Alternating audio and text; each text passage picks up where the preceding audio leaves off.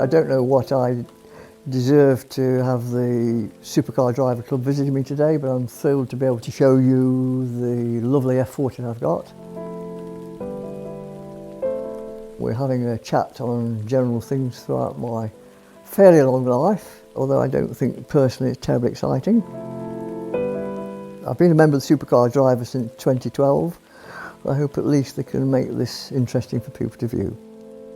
Hello there folks, I'm John. I'm very pleased to have Supercar Driver coming to look at my lovely F40. We're now on the point of going out for a little drive, albeit raining, and I'm sure we're not going to be able to use it performance, but I think actually we've already had videos from John driving it, who's now no doubt giving it some beans. Anyway, let's have a go. Right, here we go. Contact.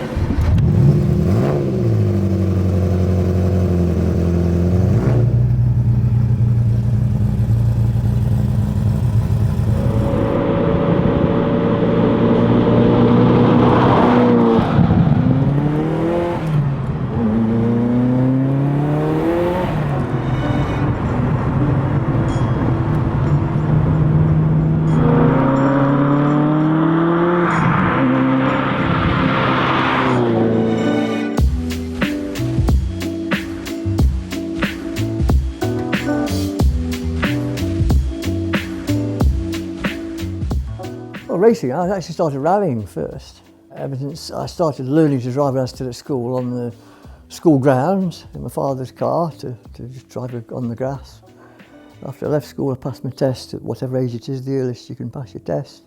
Borrowed my mother's car, which in those days, if I remember, was I think she just had a brand new standard pennant. That's a horrible looking square box for a car in today's reckoning.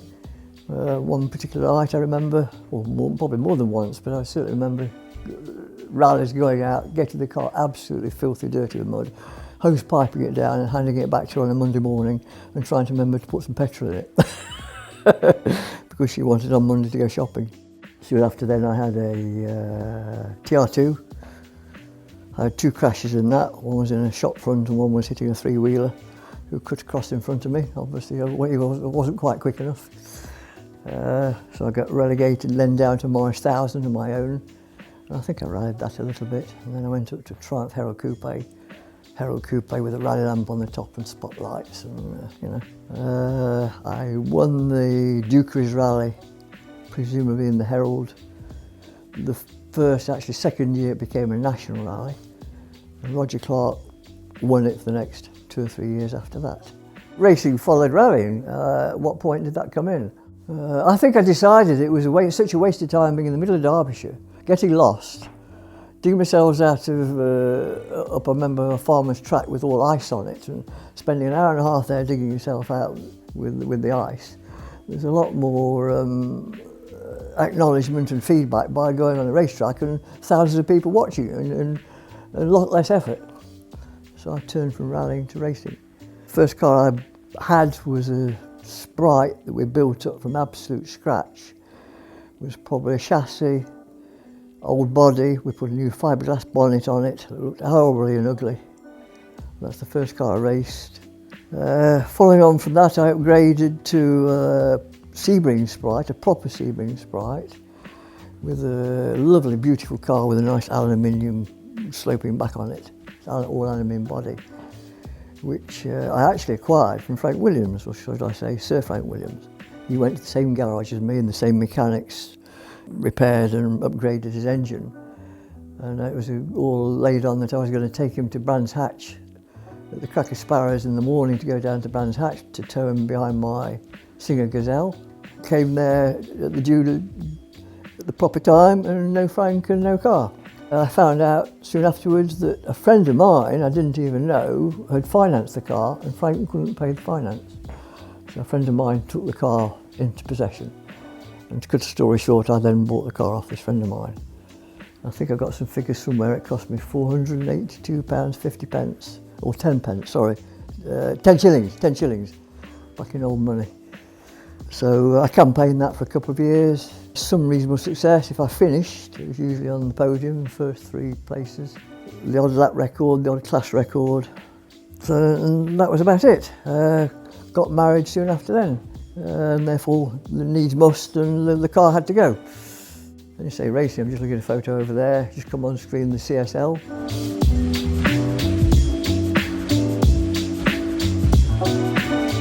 46 BXN went, rolled the clock on a little while, 20 years later.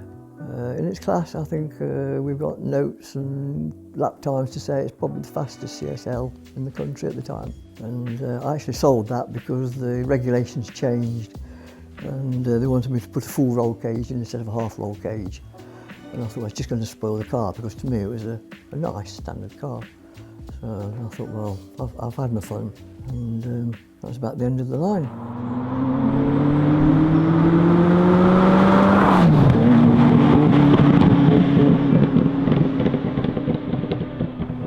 Yes, the fact is I've been a member of the Supercar Club since 2012.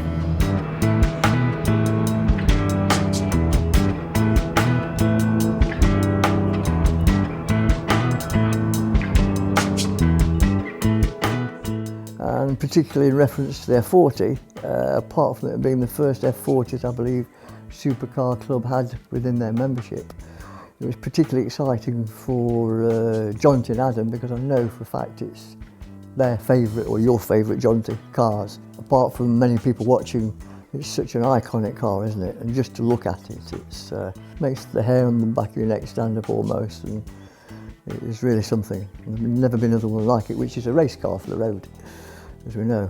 Enzo being the person who's ordered it as wanting to have the fastest car on the road because they thought F1 had gone a bit soft at that time. They were losing races, and he wanted to get back there and prove that they could produce a top of the range, fastest Ferrari, fastest car in the world, and its first car to break 200 miles an hour as a road car.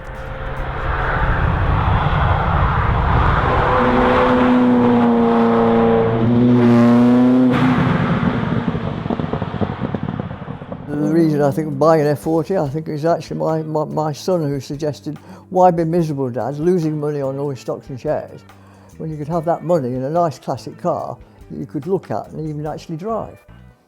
And that's just what I did. So F40 came to mind amongst F50s and you name it. Having looked around, we decided on an F40 between us, turned down a few cars because they're too low mileage and too expensive. And I thought, well, I want a car to drive. This particular car came up at Greypool, our local Ferrari dealer.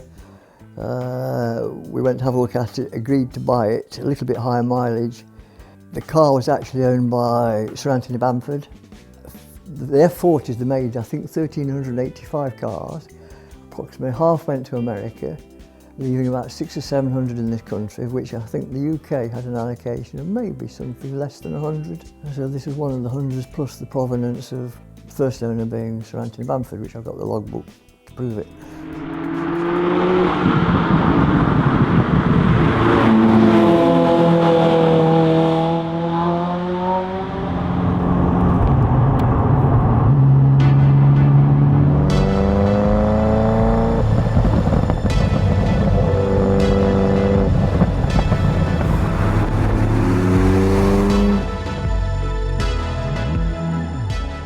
We bought the F40 in 2009.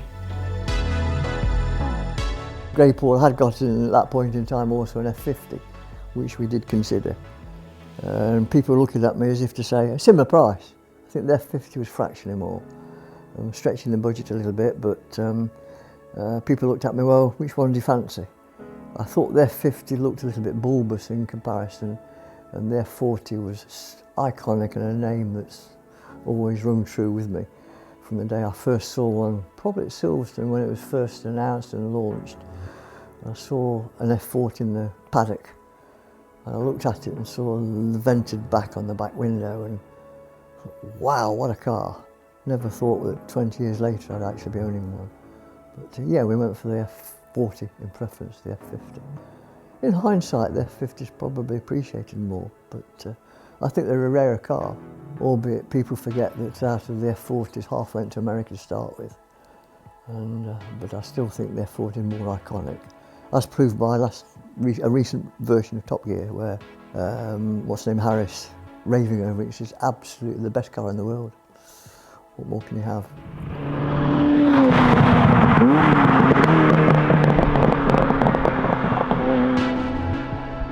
Yes, this particular car then I took delivery at Silverstone. Hadn't driven it before, never drove it on the roads at all, never driven an F40 in my life. Took delivery at Silverstone. We did 5 or 6 laps and then it started coughing and sputtering. Unfortunately, one of the banks went down and it had to be transported back for repairs, but obviously under warranty. I did have a couple of comments from other Ferrari drivers at the time saying, well, we saw you on track, good on you mate to use this sort of car on track. And he says, when you went down that straight, I just lost sight of you. You were so quick, but not so quick around the corners because obviously it was a new car to me and tyres would be cold and I got to get used to it. But, and I've never been on a track day as such since because I think they're too expensive just for track days. You can have a lot of fun on track days in a cheap car, can't you?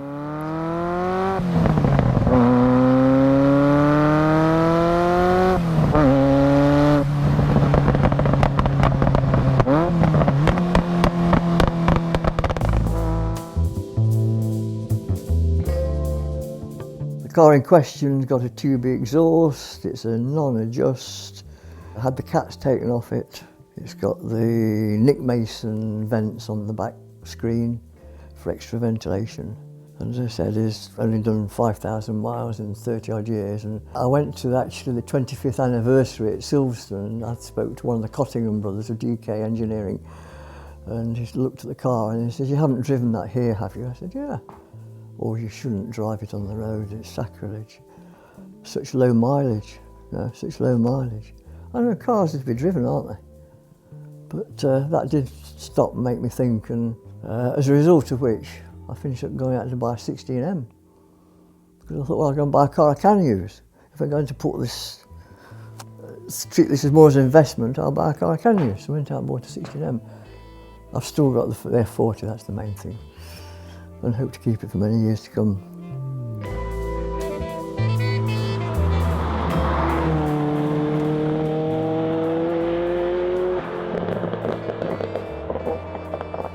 All I can say is it's a bit of a Jekyll and a Hyde. You drive it when it's cold and it's an absolute pig. Gear changes, steering, everything about it. Get it warmed up and it's a totally different animal. Totally different.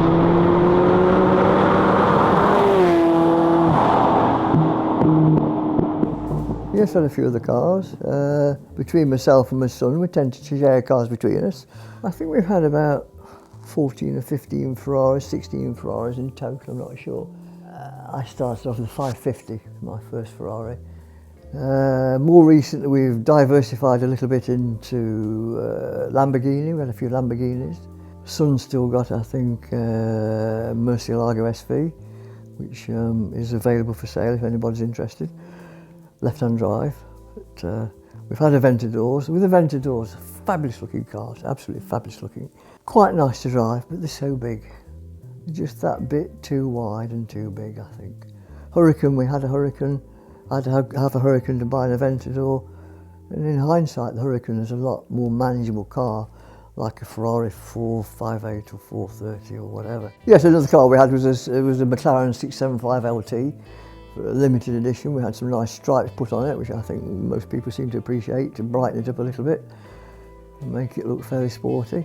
We did actually go to an airfield event with Supercar driver, where they were going head-to-head with different types of cars. I didn't actually compete in that competition because, unfortunately, due to miscommunication, there was another 675 LT went that day. But nevertheless, I went along and had a blast down the runway at 166 miles an hour, 2 up. First time I've ever used launch control, and absolutely it's another thing, particularly in something like a 675 LT. It really, I've never known anything like it for acceleration. We were privileged to buy a 599 GTO when they first came out, a brand new car, and we got it literally days before us entering or actually flying off to enter the Mille Miglia. That was an event, I'll remember for years to come, to go on the Mille Miglia. This is the Ferrari tribute to the Mille Miglia. Yeah, I've never known anything like it. You feel like royalty, prime minister, whatever, police escorts down the street, speed limits don't matter, through red lights, major junctions, Absolutely another world. Everybody shouting gas, gas, gas at the side of the road. You know, you just felt as though you were, almost felt like untouchable, sort of like royalty and a special occasion. It was really, really unforgettable. Yeah, sure.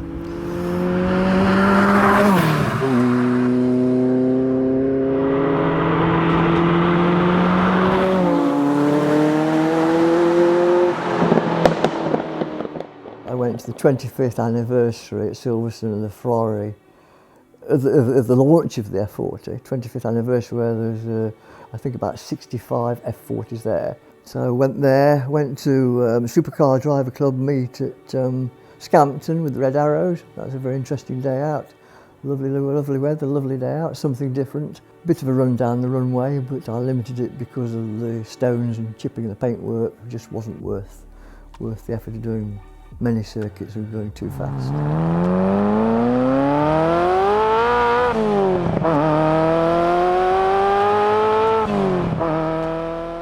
And a few other events, but to my mind, not enough, but at least something. Memories, that's the main thing, memories.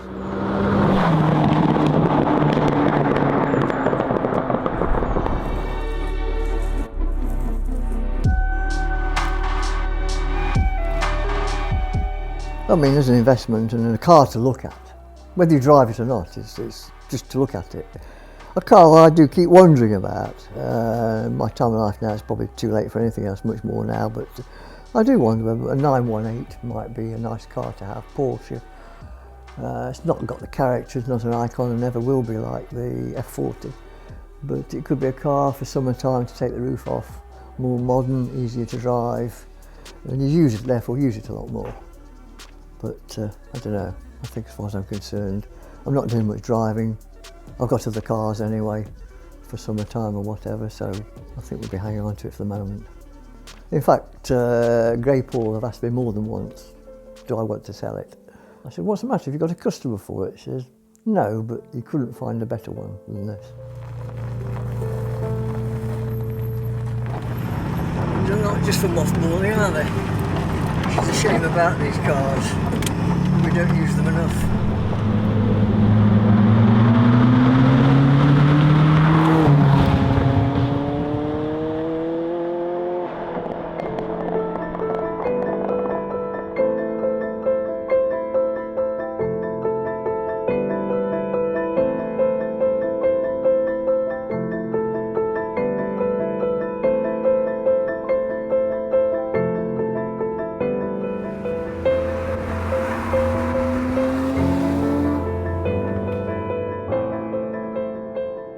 Anybody out there who owns one, get out and drive it, join Supercar Club, go to the events that they provide. That's what they're there for, and that's what you're going to enjoy.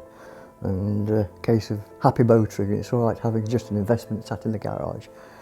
You do want to enjoy your cars. Good luck to everybody.